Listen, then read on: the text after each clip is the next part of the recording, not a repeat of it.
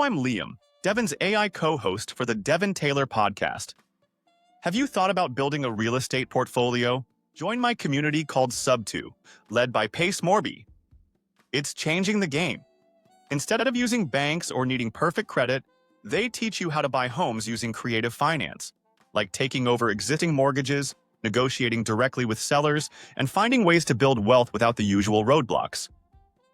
Join by clicking the link below. Now, enjoy the episode.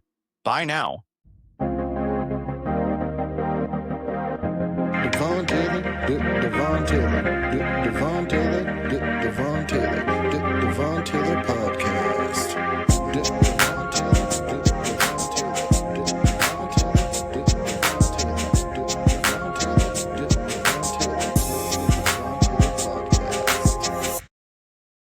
Hi guys, and welcome to another episode of the Devon Taylor podcast, where we have guests from all around the world tell their unique and powerful stories to not only allow their voice to be heard, but for you to leave inspired.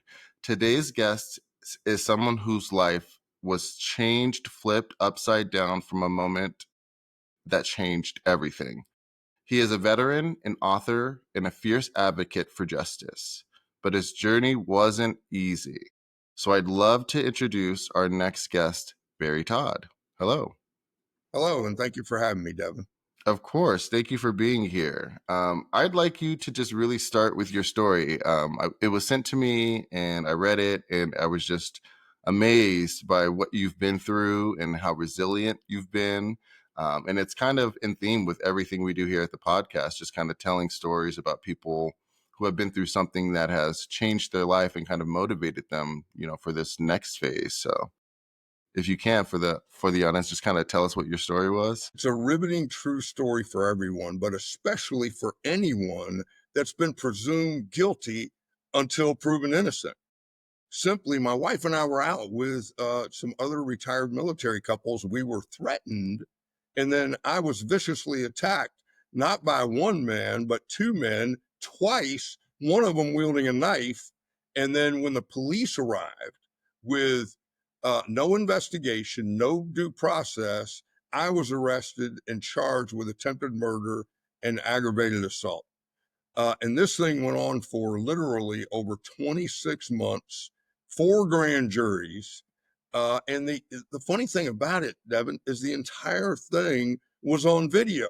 And the police never looked at the video before they ever charged me. So this lawfare, as a lot of us like to call it nowadays, that some segments of our population have been talking about, has been going on for decades.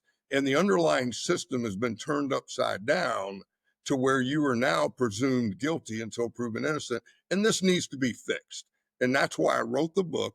And all the profits from the book are going to a foundation that my wife and my legal team and I started, along with some other advocates for justice, to help other people that are wrongfully indicted in this way.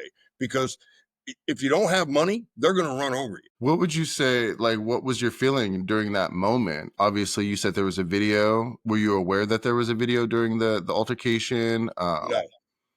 So what was the feeling like as you were being detained, I guess, by the police officers? I was very frustrated because I realized after I told them the story and that it was strictly self-defense, they ignored the laws for the state of Arizona, which blew my mind. And then to come to find out, as I transitioned over the next couple of years, they didn't even know the laws. And they admitted that on the stand. The lead detective admitted it wasn't his responsibility to know the law. Wow. And hearing that, I mean, that's shocking to me, to be in the court of law and hearing that someone doesn't really understand it. What was that like for you? Oh, well, that's the title of the book. It was a nightmare. It was truly a nightmare. And we as Americans should be able to protect our family and our property without worrying about a government overplaying their hand. And this is happening across the country. Look at Daniel Penny in New York, the young man that the former Marine that just in 2022 was trying to stop that guy that was on drugs from threatening and hurting all those other people. He didn't even have a weapon. All they did was uh, re, uh, restrain him until the police arrived. 5-10 minutes after the police arrived, he passed away. And then they charged him with murder. And what's happened to the system is a grand jury. Have you ever heard the term, Devin? You can indict a ham sandwich in a grand jury? I've never heard that before, but Yeah. that's Well, you can. And the American public doesn't know how the judicial system works. Do you know that there is no judge and no defense in a grand jury? I did not know that. Yeah. That means the prosecutor, it's his playground. Whatever he wants out of that grand jury, he either presents the evidence that he wants. Now, if he should be, and by law, he's supposed to be a minister of justice when he goes in there and present all the facts, but they don't. Yeah. And a perfect example of that is that young man, Daniel Penny. You know, if they had brought into the grand jury those witnesses that he brought in at the trial or the video they had taken from people's phones, he would have never been charged. Right. But the prosecutor who's elected, and 95% of the prosecutors across the country are elected officials. So instead of having the courage to do the right thing and be honorable, they go ahead and only submit part of the evidence to the grand jury. So that way charges are filed. And then when they're found not guilty, it's not on them. Hmm. Wow. You with me? Yeah. And that's how the whole Go ahead. Sorry. that's how the whole system works, Devin. And my judge on my case, thank God for that the courts still work, because my judge sent it back to the grand jury, not once, not twice, not 3 times, but 4 times, for the same 3 reasons. The prosecutor wasn't showing the video evidence. He didn't cover the appropriate self-defense laws for the state of Arizona, and he didn't talk about the injuries that I sustained during the altercation. But every single time he sent it back, he ignored the judge's orders and didn't do it again. Scary. And in a time right now where law feels like it is so questionable, what do you think there's anything that you could have done to, I don't even want to say prevent, but like prevent it getting this far, or even, dealing with the officers on the scene? It, like, as you're looking back on this situation, because it almost sounds like once you're in court, like they try to get you, and then They do. And there's a definition or a term for it. I forgot it now. It escapes me. But it's where the lead detectives and the prosecutors get tunnel vision. This is the person that they want, and they don't look outside the left and right peripheral of their vision, and they just stay focused, and they ignore all the other evidence. What they did was, I don't know, because when they showed up, I was very pleasant. I didn't, the weapon had since been unloaded.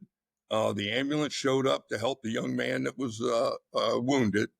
But I don't know what else differently. I was completely open with them when I got to there. I said it was strictly self-defense.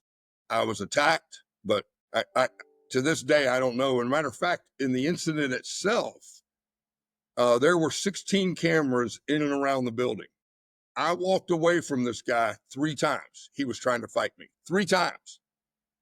And it was all on video. Well, okay, so I want to move to your incarceration then.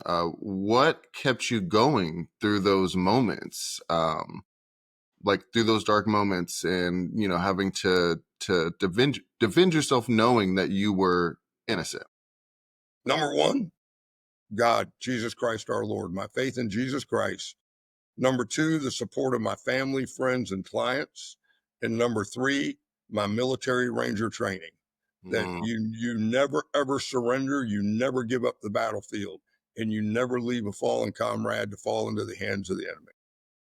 I love that. I was going to ask too, my next question was going to say, did your military training help either complicate the situation or your emotional processing, or what was happening to you, or did it help? But it sounds like it helped. Oh yeah, because anybody that's looking at my military background, if you've ever been through Ranger School, less than 50% of all the people that attend Ranger School ever graduate. And if you look at the history of the Rangers since 1645, they're a very, very small group. But what you learn in Ranger School, because they can't shoot live bullets at you to get you ready for combat, but they put you through 62 days of food and sleep deprivation. When I went through Ranger School, we only got one meal a day, 2 to 3 hours sleep a night if we were lucky. And we were in a simulated combat environment. And in 1 minute, we're carrying a machine gun in this training environment. The next minute, we're leading a combat patrol. And you're evaluated on how you lead under that kind of stressful situation. So once you graduate from Ranger School, you realize that there's nothing you can't accomplish with belief in yourself, your faith in God, and the human spirit. And that's what pushed me through. I love that. Okay. What could you what could you teach about the criminal justice system, like as far as its failures? Where do you think that it has its blind spots? Well, like I just shared with you, all states, there's 58 states that do grand juries. The thing that finally saved me was when the judge sent it back to the grand jury the fourth time, the prosecutor got upset and he said, I demand a preliminary hearing. Preliminary hearings are similar to a mini trial, because the whole purpose of a grand jury, Devon, is to determine, is there probable cause? Is there enough evidence to take it to trial? And then you have to be found guilty with a unanimous vote of your peers, 12 jurors. All right. So probable cause is very subjective. So in going back, a grand jury, the only person in there is a prosecutor. A preliminary hearing, and there's 16 novice grand jurors right off the street. And so whatever the prosecutor tells them the law and whatever evidence they have there, that's all they have to go off of. But if you have a preliminary hearing, a judge is actually there and the defense is allowed to cross-examine the evidence in front of a judge like a mini trial, and he determines, is there probable cause? So I love what the state of Connecticut and Pennsylvania have done. They require on felony charges for there to be a preliminary hearing. No more grand juries. That's one thing you could do, because it keeps it from being one-sided and biased against the person that's charged. The other problem you have with the system, and we can't fix this by law because it was a Supreme Court ruling in 1983, that prosecutors have absolute immunity, Devon. You can't sue them. Wow. Yeah. You know how police officers, they have qualified immunity in the United States. You can break that. You can't break the absolute immunity of a prosecutor. They can pretty much do whatever they want and get away with it. Wow. Well, that sounds kind of backwards, doesn't it? It is, but it's all based on a Supreme Court ruling. And that's the thing about it. So like in our foundation, what we're going to do is we're going to take all the proceeds from the book and we're going to raise the necessary funds, one, to help people, but also start changing the laws in the different states. Like in Arizona, I'm going to be suggesting to our congressmen and our senators that, like for me, they put on me a $500,000 cash only bond. Never had a felony charge in my life. Decorated veteran, retired, own a business, but they put that kind of heavy burden on me, and it wiped out my wife and I portfolio, liquid portfolio. It just wiped it out. But I was able to get out on bond, and then the cost of going through the whole thing was nearly $400,000, not counting the opportunity earnings that I would have made in the future from that. And then it cost me to clear my record with the because I own a national financial advisory firm with the regulators, the Securities and Exchange Commission. It took me another 5.5 years and another $250,000 to clear that. And that's why we're putting that foundation together. But in Arizona, if you're found not guilty at a trial, or if you're found that you were wrongfully indicted or otherwise charged, and or why not, for putting that person through all that craziness and cost them all that money, I think the state should have to reimburse those people for that Mhm. money. I was gonna say, you didn't. That's crazy to me that you would pay all of this money, be clear, free, not guilty, and still be out that money. Like none of it's recoverable. Oh my gosh. Yeah, and that's the point of the system. The system has been set up, and I think it's happened over the last 50 years, Devin. Oh my gosh, that's devastating. Wow, I don't even have words. Yeah. That's crazy. And see, I'm not some kind of crazed person. I was licensed to carry in Arizona. My wife and I are both licensed in 41 states to carry, and yet this happened. The reason we carry our weapons is for self-defense, and according to the Constitution, the Second Amendment is very clear. We have a right to defend ourselves and our property. Absolutely.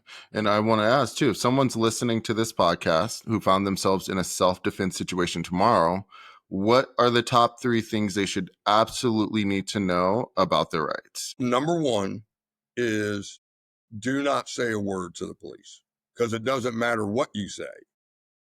All right. You wait till you do it with an attorney. I was extremely naive when I did it, and I told them the truth. I told them it was strictly self-defense, and I knew the law because of the training I had been through in the state of Arizona. The sad thing is that the police and the prosecutor didn't, and that would be number one. Number two, I would say a lot of people get concerned that they don't go through enough training. Go through the training, go out, 2, 3 times a year, stay refreshed. But remember, if you end up having to pull your weapon, you're usually so close, it doesn't matter because you're in the fight at that point. All right. And then number four, know the law, get involved with your defense. Don't be afraid to question your attorney. You are writing the checks. You're the boss. Don't be afraid to challenge their assumptions or the approach that they're taking. I love that you're here and you're speaking about this specifically because, like I said, there's a lot of things happening with the law right now, and people not understanding it and finding out that it's really important to really understand the law, and even more so that you're here because a lot of people will relate the law to just race and say because I'm black, the police are targeting me, they're always after me, and your story speaks in volumes to just how the law in general doesn't care about any of us right now. So No, they don't. And an example, in 1966, my brother, Ralph Beam, his father was a sergeant major in the 82nd Airborne Division. They lived outside Fort Bragg, North Carolina. 2 o'clock in the morning, his dad wakes him up, says, come out here on the porch. He's 8 years old at the time. And he walks out on the porch, and there's a dead man on the porch. Right. And he says, grab that hose over there and wash this blood off my porch. And he gets the hose. And then 10 minutes later, here comes the sheriff up the road. And the sheriff comes up the road, walks up on the porch and goes, what do we got going on here? And Ralph's dad looks over at the dead man and says, ask him. And he goes, I can't. He's dead. And Ralph's dad goes, exactly. So what I'm going to tell you happened is exactly what happened. Don't try to add anything to it.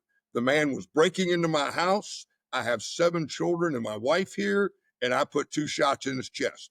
Next question. And that was the end of it. It went to the grand jury and he was never tried. But today that doesn't happen that way. And that's the way it should happen. All the evidence was presented to the grand jury.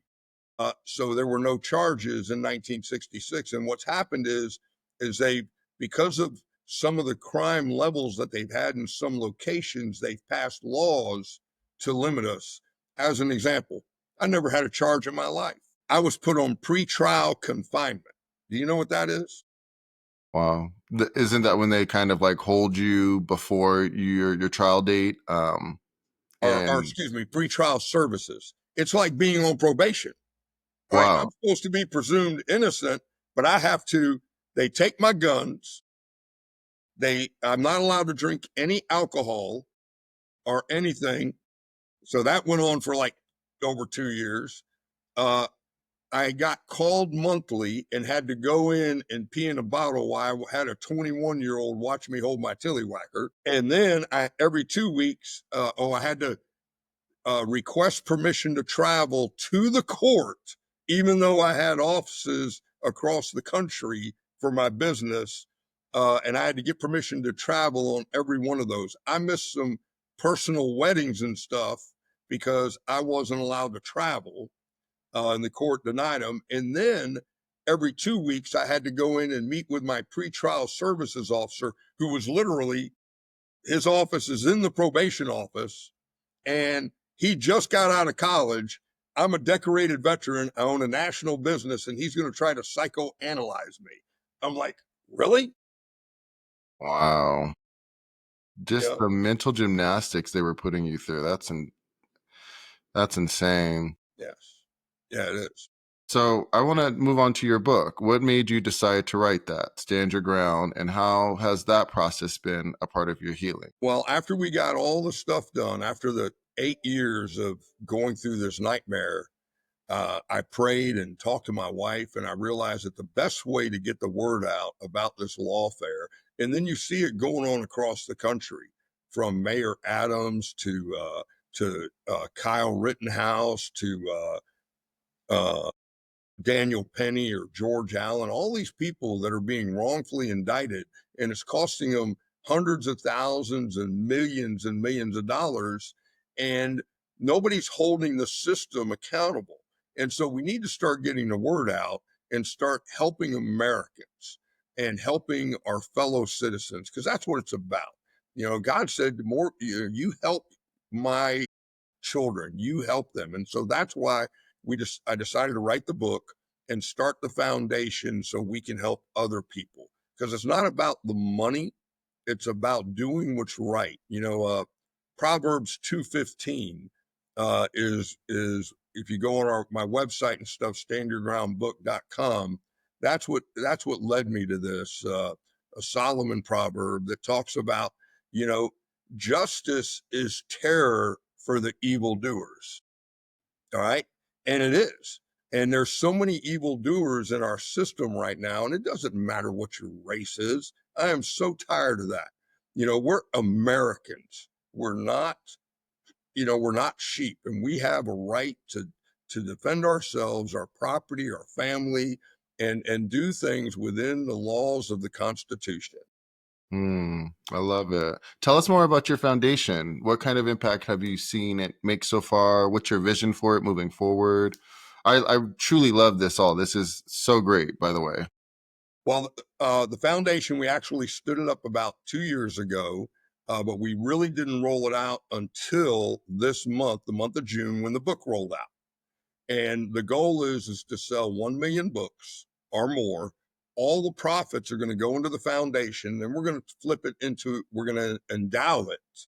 And then those funds are going to go to help people that are wrongfully indicted, whether it's hiring the investigators, because the cost is astronomical. I mean, I couldn't even get the police to look at their own video forensics expert, because his review of the videos was exactly what ours was. So I ended up having to hire an FBI #1 video forensics expert. That cost me $15,000. Then I had to hire a private detective. That cost me another $60,000. And it's just the number. So we need to be able to help Americans. I love that you're bringing that up too, because I don't think a lot of people realize that when you're in certain situations like this, like even yours, like it cost can start adding up, and it's very expensive. And some It is. people don't have the funds to fight the Correct. system in the ways that And the you thing may need about it to. is we've created a whole review system for that. The legal team that defended me, along with some other law enforcement experts, sit on the board, and they've created a whole system to review each case to make sure that we're just not giving money to some guy that's been a felon his whole life, that is guilty. We're actually helping people that are wrongfully indicted. That's Uh, beautiful. and so you can go to standyourgroundbook.com, order the book. Here it is right here on the screen. All Oh, right. perfect. All right. And standyourgroundbook.com, and you can get it on Amazon, Barnes and Noble, Dorrance. And like I said, all the proceeds are going to go to defenseresourcesfoundation.org. Perfect. Looking back on everything from serving your country to fighting for your freedom, what does freedom mean to you now? Wow. Well, freedom is truly, in my belief system, freedom. You're not really free unless you have accepted the salvation of Jesus Christ. That's where I sit, because of the fact that uh, through him, as Congressman, Speaker of the House of Representatives in 1848 said, Wilkins, in his final speech on the House floor, he said, "There's only two ways to control men and their hearts. One is through the point of a spear, the other is through the good book, the Holy Bible." And so that's where the freedom comes from. And freedom is important because you have to be able to live your life, but you also have to be responsible in what you do and not infringe on other people. Be respectful and do the right thing. So freedom for me is so important. I've been all over the world, and on many continents, and America is the best place in the world. I'm telling you, it's we are so blessed here. And if you ever get a chance to get out and visit other countries, not just on the tours, go to the places in the other areas, and you'll truly see what life is like there, and in comparison to us. Living in poverty by American standards here is being rich in all those other countries. Hmm. Oh, yeah. For people, I just have a few more questions before I let you go. But for people facing injustice or that are stuck in systems that aren't designed for their survival, what's your message to them? Don't give up. Don't give up hope. Dig down inside. Get down on your knees. Ask God for guidance and wisdom. And if you're frustrated about it, wail at him. He gets it. Uh, God can handle it. Believe me, he's a big God, and you can wail at it. I walked around my office building more times. I did tours. Why have you put me in this position? But now when I look back on it, I know why he put me here, because he Mm-hmm. wants me to help others. And he wants all of us to help others. And we need to start helping our fellow Americans and doing the right thing no matter the cost, because it's not about the money. You can't take the money to the grave with you. The Egyptians tried it. All of them got robbed. You know, help your fellow American. That's what it's about, Devin. I love this. I love your story. I love your message. I love what you're doing. This is just so great. And I'm so, so, so grateful to have you on this platform and be able to share this with my audience. But before you go, where can everyone find you? I know you just left the book information. We'll leave all of this in the show notes as well. So if anyone wants to buy the book, you'll be able to click on the link below and be able to do that. But where can people find you? Where can they donate to the foundation? Any websites? Any and all of that? Facebook, X, Truth Social, TikTok, and LinkedIn. You can our website. Go to standyourgroundbook.com. Standyourgroundbook.com. Order the book from Amazon, Barnes and Noble, or Dorrance Publishing. And then if you want to give directly to the foundation, go to defenseresourcesfoundation.org, defenseresourcesfoundation.org. Give 10, 15, $20 a month recurring. It's tax deductible on your taxes. Let's start helping America. Yes, absolutely. Thank you, Barry. I really appreciate you being here and telling your story. And I wish you nothing but the best. And thank you for helping us. Thank you for your service. Thank you for just being a great human being and being connected with God and giving that message to everyone. So thank you so much. Well, God bless you. Thank you for having me on, and God bless all your listeners. Please and continue to enjoy the rest of your summer. Thank you. All right, guys, until next time. Take care.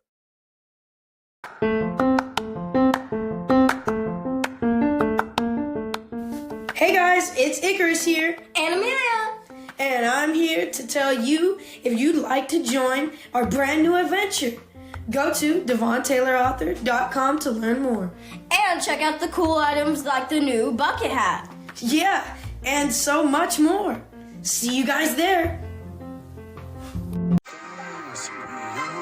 Superstars.